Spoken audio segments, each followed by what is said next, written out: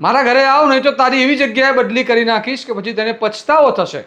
આવો ડર બતાવી કર્મચારીઓને ઘરે બોલાવી તેમની સાથે શારીરિક અડપલા કરતો અને ઘરકામ કરાવવામાં આવતું હોવાના આક્ષેપો જીએસઆરટીસી ચંડોળા વર્કશોપના 14 કર્મચારીઓએ તેના એક ક્લાસ 1 અધિકારી સામે લગાવ્યા છે।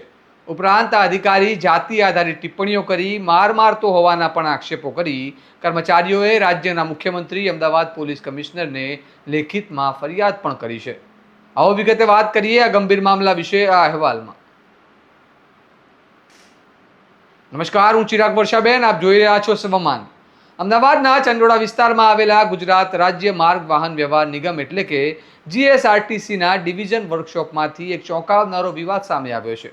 વર્કશોપમાં ફરજ બજાવતા 14 કર્મચારીઓએ એક ક્લાસ 1 અધિકારી વિરુદ્ધ ગંભીર આક્ષેપો સાથે પોલીસ કમિશનર, ડીજીપી, ગૃહ વિભાગ, મુખ્યમંત્રી કચેરી અને જીએસઆરટીસી સહિત કુલ 8 કચેરીઓમાં લેખિત ફરિયાદ કરી છે। તેમણે કરેલી ફરિયાદ મુજબ ડિવિઝન મિકેનિકલ એન્જિનિયર તરીકે ફરજ બજાવતા હરીનભાઈ ઘનશ્યામભાઈ રાવલ દ્વારા કર્મચારીઓને વારંવાર જાતિ આધારિત અપમાનજનક શબ્દો બોલવામાં આવતા હતા। કર્મચારીઓનો દાવો છે કે તેમને જાહેરમાં નીચા બતાવવામાં આવતા હતા અને માનસિક રીતે હેરાન કરવામાં આવતા હતા। પરંતુ સમગ્ર મામલો ત્યારે વધુ ગંભીર બની જાય છે જ્યારે ફરિયાદમાં અત્યંત ગંભીર પ્રકારના શારીરિક અને સેક્સ્યુઅલ અબ્યુઝના આક્ષેપો કરવામાં આવ્યા છે, જેનો વિડીયો પણ તેમણે વાયરલ કર્યો છે, જે સ્ક્રીન પર તમે જોઈ રહ્યા છો। ફરિયાદી કર્મચારીઓએ આક્ષેપ કર્યો છે કે નોકરીમાંથી કાઢી મૂકવાની અથવા બદલી કરવાની ધમકી આપીને કેટલાક કર્મચારીઓને ઘરે બોલાવવામાં આવતા હતા। ત્યાં બળજબરીપૂર્વક દારૂ પીવડાવવો, વ્યક્તિગત કામ કરાવવું અને ત્યારબાદ અકુદરતી શારીરિક શોષણ કરવાનો પ્રયાસ થતો હોવાના ગંભીર આક્ષેપો અરજીમાં કરવામાં આવ્યા છે। આટલું જ નહીં, કર્મચારીઓએ એવો પણ આક્ષેપ કર્યો છે કે અધિકારી દ્વારા વર્કશોપમાં કામ દરમિયાન ડીઝલ છાંટીને સળગતી માચીસ અથવા સિગરેટ ફેંકવામાં આવતી હતી, જેના કારણે કર્મચારીઓના જીવનને જોખમ ઊભું થતું હતું।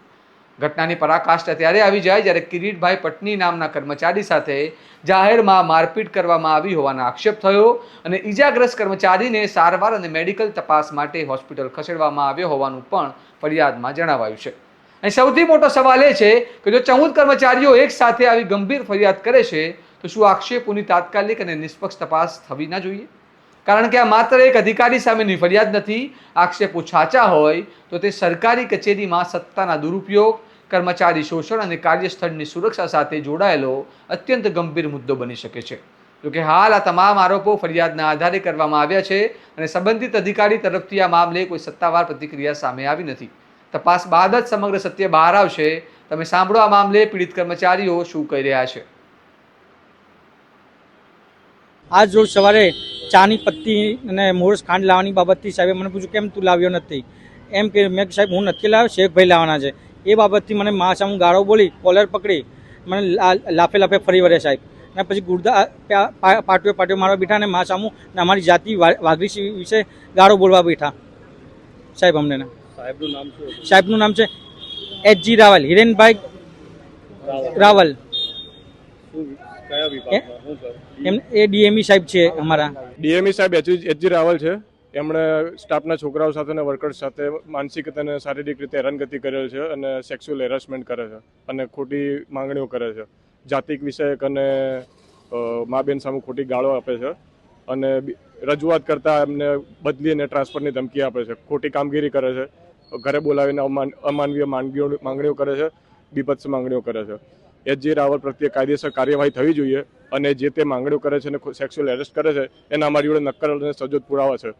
અને જે સ્ટાફના છોકરાઓ છે, વર્કર્સ છે અને સ્ટાફ મેમ્બર્સ છે, એમની જોડે તમામ અમે નિવેદન આપીએ છીએ અને ઉપરી અધિકારી તથા ન્યાયતંત્રને એવી અપીલ છે કે ત્વરિત પગલાં લેવામાં આવે અને સજોડ કાર્યવાહી કરવામાં આવે। જય હિન્દ। મારા ઉપરી અધિકારી હિરેન રાવલ એમણે ઓન ડ્યુટી ચાલુ નોકરી પર એના ઘરે બોલાવી એના પર્સનલ કામો કરાવે છે, જેમ કે ગાડી સાફ કરવી, તેના ઘરના પર્સનલ કામો કરાવવા, તેના શાકભાજી, તેના વાઈફના ઘરના કામો કરાવવા, તે બીડી સિગરેટના પૈસા માટે, પછી દારૂ અને બધા પર્સનલ ખર્ચાઓ કરાવે છે અને પર્સનલ કામો કરાવે છે અને સૃષ્ટિ વિરુદ્ધનું કામ કરાવે છે અમારી જોડે। અને અમે એ ના પાડતા અમારી જોડે ટ્રાન્સફર તથા બદલીની ધમકીઓ આપે છે અને જેથી કરીને અમે એમનું કોઈ નિગમમાં કે કોઈ બી જગ્યાએ તેમનું કોઈ કાર્યવાહી થતી નથી. તેથી કરીને અમે અત્યારે ડિવિઝન વર્કશોપમાં ડિવિઝન ઓફિસમાં અરજી આપી છે અને સેન્ટ્રલ ઓફિસ વાણીપ ખાતે બી અરજી આપી છે. તમે હમણાં સ્ક્રીન પર જે દ્રશ્યો જોયા તેમાં સ્પષ્ટ જોઈ શકાય છે કે જીએસઆરટીસીના અધિકારી કઈ રીતનું કામ કરી રહ્યા છે અને 14 જેટલા લોકોએ ફરિયાદ કરી છે. અહીંયા સૌથી મોટો સવાલ એ ઊભો થાય છે કે જો સરકારી કચેરીમાં કામ કરતા કર્મચારીઓને જ ન્યાય માટે મુખ્યમંત્રી કચેરીથી લઈને પોલીસ કમિશનર સુધી રજૂઆતો કરવી પડે તો પછી સામાન્ય કર્મચારીઓ પોતાની પીડા કોને કહેશે? હવે નજર પોલીસ, જીએસઆરટીસી તંત્ર અને રાજ્ય સરકારી કાર્યવાહી પર રહેશે. શું આ મામલે એફઆઈઆર નોંધાશે?